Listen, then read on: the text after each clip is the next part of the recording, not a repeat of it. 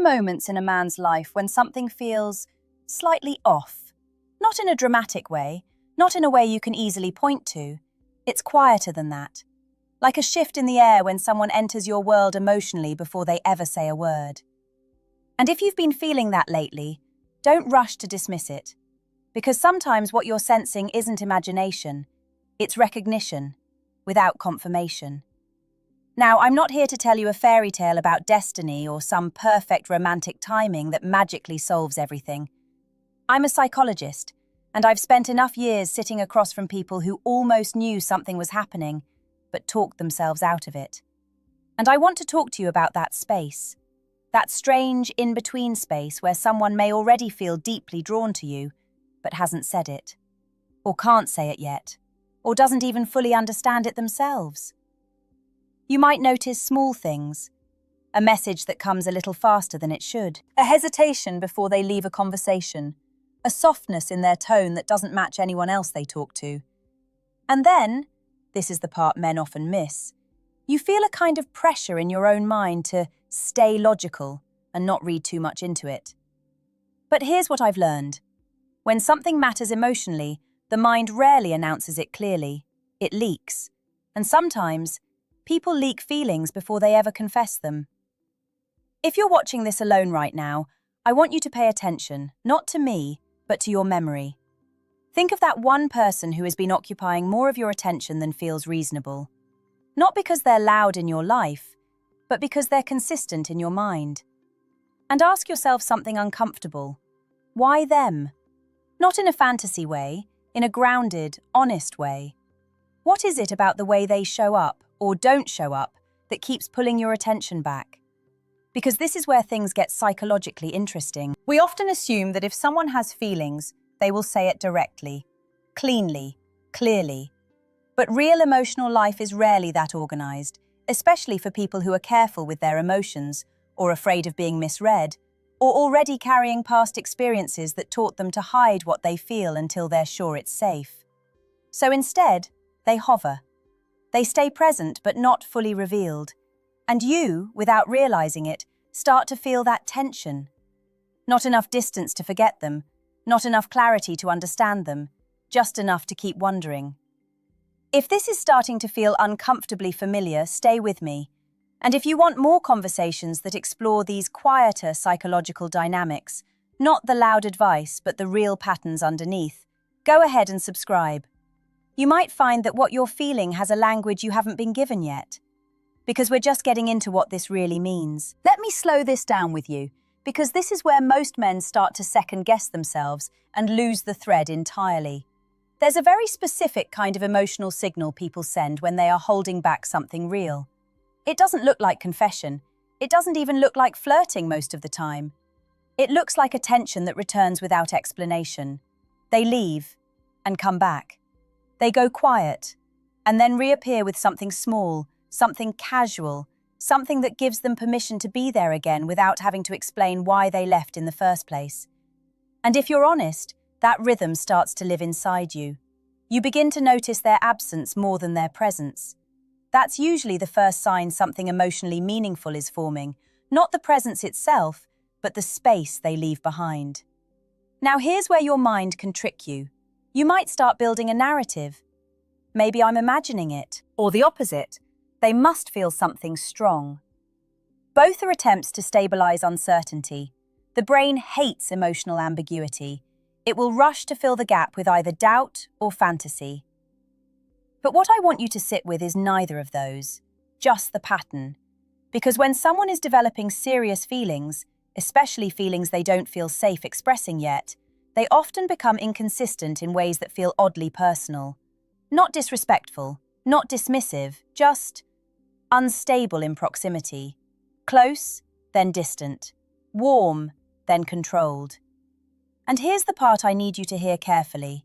This doesn't automatically mean they are desperate or overwhelmed in the dramatic sense. That word doesn't fit real human psychology. It's quieter than that, more internal, more private. It's the experience of someone noticing their own emotional response to you and not having a clear place to put it. So they test distance, they re-engage, They observe their own reaction, and they learn nothing concrete, except that the feeling doesn't go away. Now, from your side of things, this can feel like confusion, even frustration, because you may find yourself thinking, if they like me, why not just say it? But that question assumes emotional clarity is always accessible. It isn't.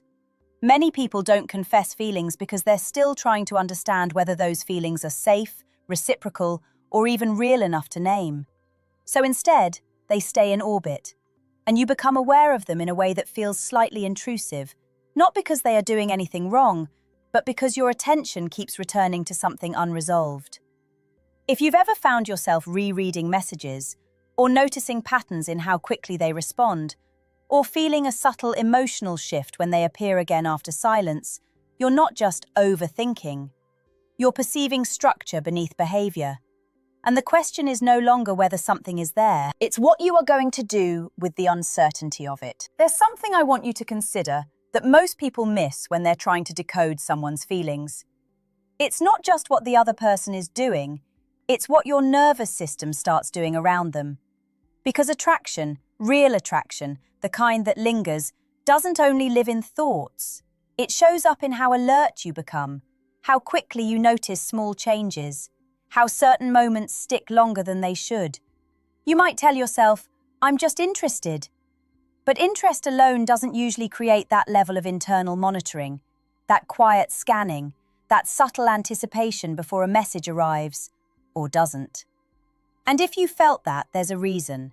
Not because something is guaranteed or predetermined, but because your mind is responding to inconsistency mixed with emotional relevance. That combination is powerful. It keeps people psychologically engaged longer than stability ever could. Now let's talk about the other side of this, the person you're thinking about. If someone does have serious feelings they haven't expressed, it's rarely because they don't understand their emotions at all. It's usually because they are managing risk internally. Not social risk in a dramatic sense, but emotional risk. The risk of being seen clearly and not being met there. So they stay careful. They give just enough warmth to stay connected, but not enough clarity to feel exposed. And from the outside, that can look like mixed signals. But internally, it's often more like hesitation layered over curiosity, layered over attachment they didn't plan for. Here's the part that tends to stay unspoken. When someone starts to associate you with emotional safety, even in small, inconsistent ways, they may not realize how much they are returning to you mentally, not physically, mentally. They replay conversations, they reevaluate moments they brushed off at the time. They wonder if they revealed too much, or not enough, and then they reset, and repeat the cycle. Not because they're trying to confuse you, but because they're trying to understand themselves. And you, on the receiving end, feel that unfinished quality. Like something is happening just outside your reach, close enough to feel real, not stable enough to name. This is where many men start to overcorrect. They either pull away to regain control or lean in harder to get clarity. But there's a quieter option that most people overlook: observing without forcing resolution, letting patterns reveal themselves over time instead of demanding immediate meaning from them. Because sometimes, what you think is someone desperately trying to tell you something is actually a person still learning whether their feelings can survive being spoken out loud. And that difference matters more than it first appears. I want to shift something in you right now, subtly but clearly. Because there's a line people cross in their mind when they start sensing emotional depth from someone else. They move from noticing to decoding. And once that happens, everything becomes evidence. Every delay, every quick reply, every silence suddenly has meaning assigned to it. But real human emotion doesn't behave like a puzzle that can be solved cleanly. It behaves more like weather. You feel it shift before you can explain it. Now, if someone is carrying serious feelings they haven't expressed, one of the most telling signs isn't intensity. It's restraint under emotional pressure. That strange balance where they keep acting normal, but something underneath them is no longer normal at all. They might laugh with you in a way that lasts a fraction too long, or go quiet after saying something slightly too honest, or check in at moments that feel almost timed, not planned, just emotionally responsive. And what makes this complicated is that none of it is proof on its own. That's what keeps people stuck. They try to turn emotional signals into certainty, and when they can't, they either dismiss everything or inflate everything. But here's what I've seen over and over in real conversations with people who eventually did confess feelings they had been holding for a long time. They rarely felt ready.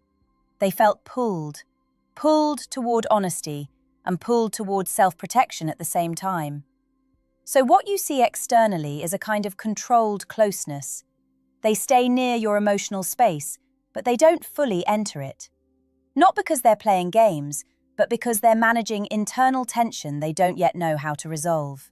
And from your side, that creates a very specific emotional experience: anticipation without arrival.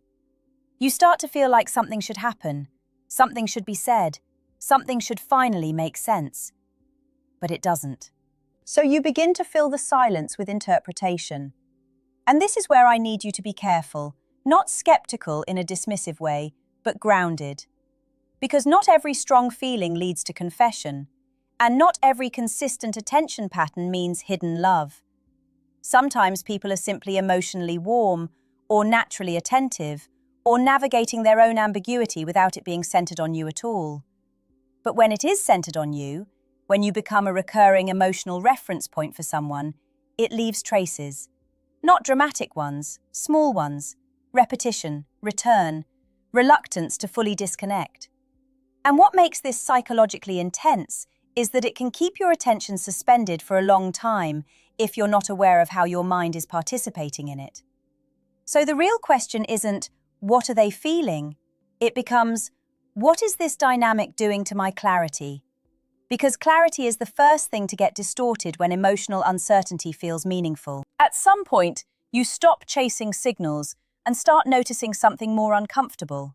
Not what they feel, but what you've become inside this pattern. Because whether or not someone is holding serious feelings for you, what matters just as much is the psychological space it creates in you over time. You start remembering small details that don't feel small anymore. You start checking patterns you wouldn't normally care about. You start feeling a subtle pull toward their presence that has less to do with logic and more to do with anticipation. Like your mind is waiting for something to resolve that never quite resolves. And I want to be very honest with you here. This is where people often misread the entire situation. They assume the intensity they feel must be proof of the other person's hidden intensity. But sometimes, intensity is simply what uncertainty does to attention when it stays unresolved for too long. Now, does that mean there's nothing there? No, not necessarily. There are absolutely moments in life where someone is carrying real, unspoken feelings, where hesitation, inconsistency, and emotional restraint are not signs of indifference, but signs of internal conflict. A person trying to protect themselves while still being pulled toward connection. But here's what I need you to understand clearly.